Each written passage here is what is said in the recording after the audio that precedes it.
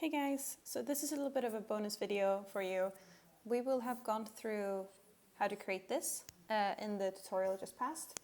You will also remember how we used actions to create custom background textures, which we then saved to the library.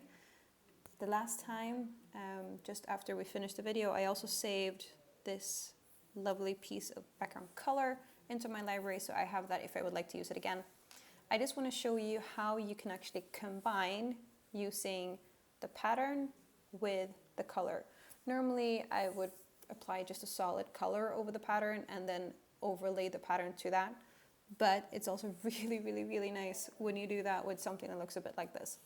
So I am simply going to take a pattern from my library. I'm going to just take the first pattern, pull it down here to my working layers, just approve it by pressing on enter, and then you remember when you right click you get blending options, and then I'm going to stick to my favorite here because I'm predictable, which is the overlay.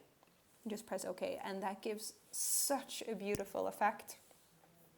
And then again, this is something where you can go down and just pull down the opacity and really fade things out. But it's just such a lovely